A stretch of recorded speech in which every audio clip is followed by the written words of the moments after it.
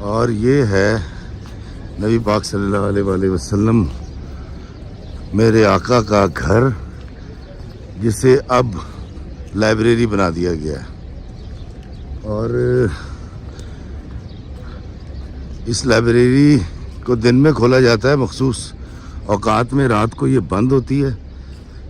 یہ رات کا منظر آقا دو جہاں سرکار مدینہ صلی اللہ علیہ وآلہ وسلم کے گھر کا رات کا منظر یہ ہے۔ یہاں یہ بلڈنگ بنا دی گئی ہے، اور اس کو قریب سے دیکھیں تو یہ بلڈنگ ایسی دکھتی ہے۔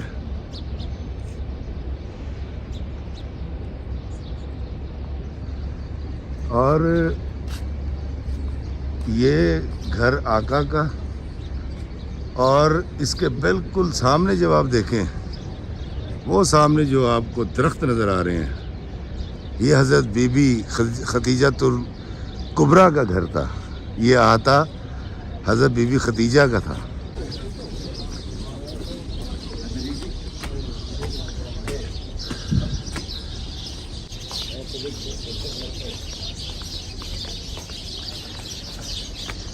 یہ حضرت بی بی خدیجہ، یہ والا وہ احاطہ جو میں آپ کو بتا رہا تھا، حضرت بی بی خدیجہ کے گھر کے احاطے کو انہوں نے اس طرح سے تالا لگا دیا، سیو کر لیا۔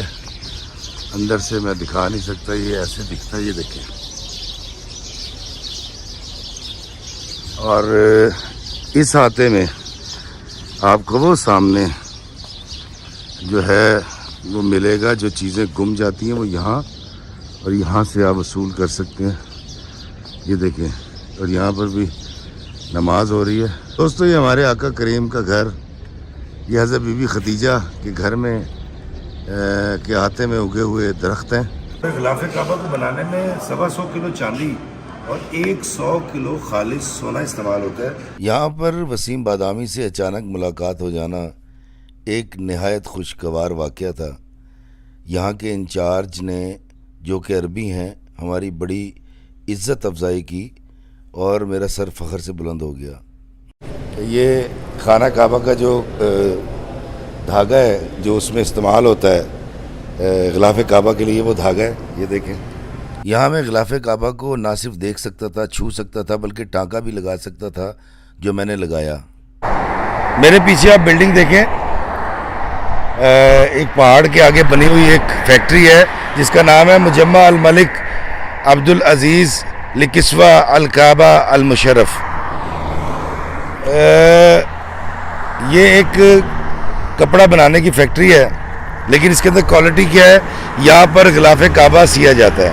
قصوہ کعبہ یعنی غلاف کعبہ بنانے والی اس فیکٹری میں داخل ہونا کسی بھی پاکستانی حاجی کے لیے باعث فخر بات ہے، اور میں اس فیکٹری میں داخل ہو رہا ہوں۔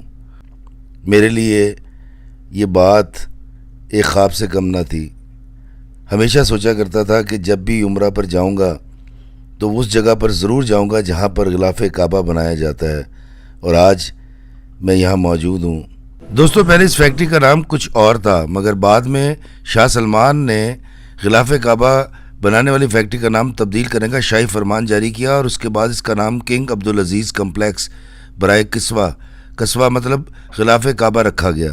تاریخ ہمیں بتاتی ہے کہ سفید، سرخ اور سبز رنگ کا بھی غلاف کعبہ ہوا کرتا تھا، مگر چونکہ وہ رنگ جلدی میلے ہو جایا کرتے تھے، اس لیے اس کا رنگ کالا کر دیا گیا۔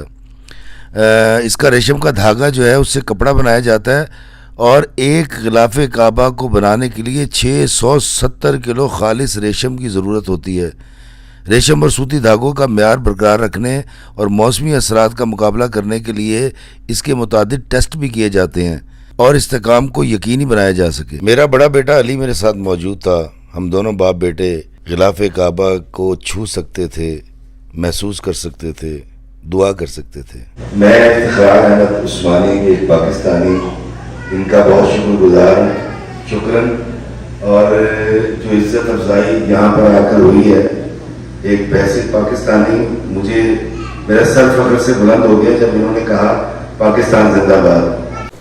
1416 میں غلاف کعبہ کا یہ نمونہ ہے، اور یہ جو کیلی گرافی تھی عبدالحمید امین یہ میرا خیال ان کی ڈیتھ ہو گئی، مسلمان پاکستانی تھے اور کیلی گرافی کیا کرتے تھے۔ یہ ہے وہ میدان جس میں زندہ درگور کیا جاتا تھا بچیوں کو، اور یہاں کے رہنے والے جنگلی جاہل بدو لوگ آقا کریم کی آمد سے پہلے اس میدان میں اپنی بچیوں کو ان کے بھاگ جانے یا اپنی جائیداد کے ڈیوائیڈ ہو جانے یا ان کے کسی غلط قدم اٹھا لینے کے خوف سے، مطلب اٹھاتی نہیں تھیں، اپنی بچیوں کو زندہ درگور کر دیا کرتے تھے۔ وہ یہ میدان ہے۔ میں پہلے بھی یہاں آیا تھا، لیکن یہ میدان میں نے پہلی بار دیکھا، اور میں نے تحقیق اور تصدیق کے بعد پتہ چلا کہ یہ وہ میدان ہے جس میں بچیوں کو زندہ درگور کیا جاتا تھا۔ دوستو، برے کام کا برا نتیجہ ہوتا ہے، اور برے کو اللہ ہمیشہ نشان عبرت بنا کے رکھتا ہے۔ دنیا میں بھی اس کو جوتے پڑتے ہیں اور آخرت میں بھی سزا کا مستحق ٹھہرتا ہے۔ اب میں آپ کو دکھانے لگا ہوں ابو جہل کا گھر۔ جی آپ دیکھیں کہ اس ابو جہل کا جو آقا دو جہاں سرکار مدینہ صلی اللہ علیہ وسلم کا مخالف تھا، اس کا انجام کیا ہوا۔ یہ دیکھیں، یہ ہے اس کا گھر، یہ ہے ابو جہل کا گھر، اور سیدھے ہاتھ پہ اگر دکھائیں تو یہ ساری واش روم بنا دیے گئے ہیں ابو جہل کے گھر کی جگہ پر، اس کے پریمیسز پر۔ اور آپ یہ دیکھیے کہ یہاں پر دائیں اور بائیں اس کے گھر کو ڈیوائیڈ کر، کیونکہ اس کا گھر بہت بڑا تھا۔ وہ دیکھیں وہاں تک دائیں ہاتھ، اور پھر اگر اس طرف دیکھیں تو یہ دیکھیں یہ سارے واش روم بنا دیے گئے ہیں یہاں پر، اور یہ راستہ باہر کو جاتا ہے۔ اب میں آپ کو باہر سے دکھاتا ہوں کہ کتنے زیادہ واش روم ہے، اس کا گھر کتنا بڑا تھا یہاں مکہ میں، اور اللہ تعالیٰ نے اس کو کیسا نشان عبرت بنایا کہ ابو جہل کے گھر پر اب حاجی پوری دنیا سے آتے ہیں اور وہ آپ کر وہاں پر اپنی رفع حاجت کرتے ہیں۔ تو یہ ہوا ہے انجام ابو جہل کا ہے۔ میں اس کو گھر کو باہر سے بھی دکھاتا ہوں۔ یہ گھر اس لیے کہہ رہا ہوں کہ یہاں پر اب لیٹرین بن چکی ہیں۔ دوستو، جتنی اونچائی پر آپ نے دو کھڑکیاں دیکھی ہیں، سیم اتنی اونچائی پر یہاں پہاڑ ہوا کرتا تھا۔ جس طرح دیکھیں وہ پہاڑ نظر آ رہا ہے آپ کو، وہ سامنے، اور یہ پیچھے حرم شریف ہے۔ تو آقا دو جہاں سرکار مدینہ اس طرف سے داخل ہوا کرتے تھے۔ صفا مروہ کے پچھلا علاقہ ہے یہ، اور یہ میرے پیچھے جو آپ لوکیشن دیکھ رہے ہیں یہ صفا مروہ ہے، جو اب بلڈنگ بنا دی گئی ہے۔ یہ صفا مروہ کی پہاڑی یہاں سے لے کے وہاں تک پہاڑی، سرکار جب یہاں سے داخل ہوتے تھے تو یہ وہ مقام ہے۔ یہ کم و بیش یہاں پر پہاڑی ہوتی تھی، پہاڑی راستہ ہوتا تھا جہاں سے سرکار گزرتے تھے، اور جو عورت آقا دو جہاں سرکار مدینہ پر کوڑا پھینکا کرتی تھی، یہ وہ مقام ہے جہاں میں کھڑا ہوں۔ اور آقا کریم اس کو کچھ بھی نہیں کہتے تھے، اور پھر ایک وقت وہ آیا کہ اس نے جس دن کوڑا نہیں پھینکا تو پھر آقا دو جہاں سرکار مدینہ صلی اللہ علیہ وآلہ وسلم اس کی عیادت کے لیے چلے گئے، اور وہ آپ کے حسن سلوک سے مسلمان ہو گئی۔ یہ وہ جگہ ہے کم و بیش جہاں سے سرکار صلی اللہ علیہ وسلم گزرا کرتے تھے، اور وہ عورت کوڑا پھینکتی تھی، اور اس کا اس پہاڑ کے اوپر گھر تھا۔ اب یہاں بلڈنگ بن چکی ہے، پہاڑ نہیں رہا بالکل اس طرح جس طرح وہاں پر پہاڑ نہیں ہے، کیونکہ مکہ کے چاروں طرف پہاڑ ہوا کرتے تھے۔ مسجد الحرام سے باہر نکلے تو کلاک ٹاور کے دائیں جانب ایک سڑک نیچے کی طرف اترتی ہے۔ سڑک پر کم و بیش 1 فرلانگ کے فاصلے پر کبوتر چوک ہے۔ اس چوک میں لاکھوں کبوتر موجود ہے، اور حاجی ان کبوتروں کو دانہ بڑی عقیدت اور احترام سے ڈالتے ہیں۔ کچھ دانہ ڈال کر اللہ سے خدمت کے عوض اپنی مشکلات سے چھٹکارے کی دعائیں بھی مانگتے ہیں۔ کیونکہ کبوتر چوک لاکھوں حاجیوں کے لیے میٹنگ پوائنٹ بھی ہے، اس لیے بہت اہم بھی ہے۔ حاجی یہاں آ کر طے کر لیتے ہیں کہ اگر بچھڑ گئے یا موبائل بند ہو گیا تو کبوتر چوک میں آ کر ملیں گے۔ یہ مکہ کی بڑی پر رونق جگہ ہے جو میں نے آپ کو دکھائی۔ میرے سامنے موجود ہے جنت المعلا، اس کو جنت المعلا عربی میں کہتے ہیں، اور یہ ہے مکہ کا قدیم قبرستان جہاں پر بہت بہت جید صحابہ دفن ہیں۔ اور یہاں پر کہا یہ جاتا ہے کہ آقا دو جہاں سرکار مدینہ صلی اللہ علیہ وآلہ وسلم کے 2 بیٹے یعنی 2 شہزادوں کی بھی قبریں ہیں، اور یہاں پر حضرت بی بی ختیجہ کی بھی قبر ہے، لیکن وہ سنہ بند کر رکھی ہے۔ اس مسجد کا نام ہے مسجد جن۔ اس کے قریب بھی چلتے ہیں، جو مینار آپ دیکھ رہے ہیں مسجد جن کا مینار ہے، اور اس مسجد کو نبی پاک صلی اللہ علیہ وآلہ وسلم کے دور سے لے کے آج تک کئی بار رینوویٹ کیا گیا ہے، لیکن یہ تقریباً 1450 سوا 1400 سال پرانی مسجد ہے۔ نبی پاک صلی اللہ علیہ وآلہ وسلم نے نہ صرف یہاں نماز پڑھی ہے بلکہ یہاں پر ایک بڑا مشہور واقعہ بھی ہوا تھا۔ اور واقعہ جو تاریخ میں بیان کیا جاتا ہے مسجد جن کے حوالے سے، وہ کچھ یوں ہے کہ یہاں پر ایک جنوں کی جماعت نے آقا دو جہاں سرکار مدینہ صلی اللہ علیہ وآلہ وسلم کے ہاتھ پر اسلام قبول کیا تھا۔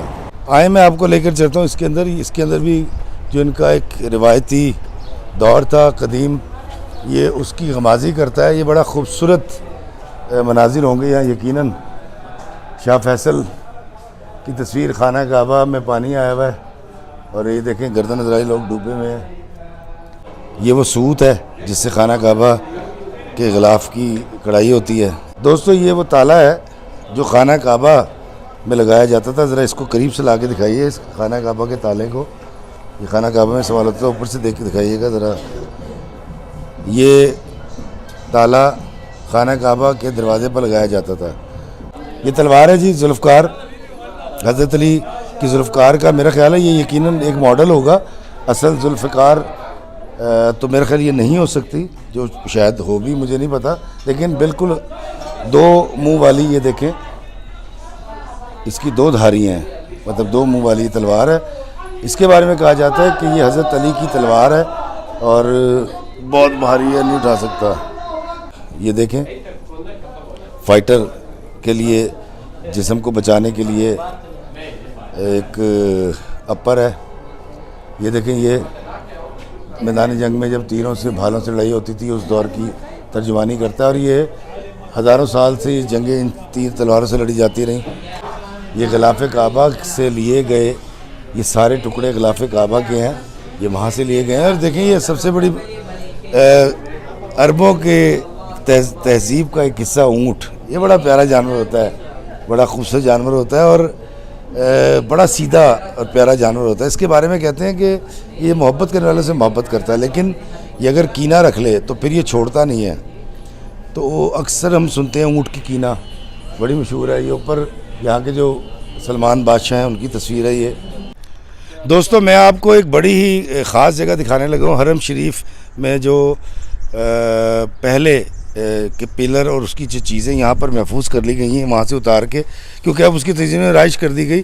یہ جالیاں آپ دیکھ رہے ہیں، یہ حرم شریف کی جالیاں، یہ پتھر حرم شریف کے پتھر، اصل پتھر جو پہلے سے لگے ہوئے تھے، یہ دیکھیں یہ والے پتھر بھی حرم شریف کے ہیں۔ یہ پلر جو آپ دیکھ رہے ہیں حضرت عثمان غنی کے دور میں، دور حکومت میں، یہ والے پلر تھے جو یہاں پر اب رکھ دیے گئے ہیں لا کر۔ یہ تینوں پلر آپ دیکھ رہے ہیں، اور یہ پیچھے سپیکرز ہیں مختلف دوروں سے گزرے وہ سپیکرز، اور یہ والا جو بڑا سپیکر آپ دیکھ رہے ہیں بھوپو ٹائپ پیچھے تک گیا ہوا ہے، یہ بھی حرم شریف سے اتار کر اب یہاں پر سیو کر لیا گیا ہے۔ قبروں کی تختیاں ایسے ہوا کرتی تھی، یہ خاص انداز تھا، اس پہ لکھائی کی گئی ہے۔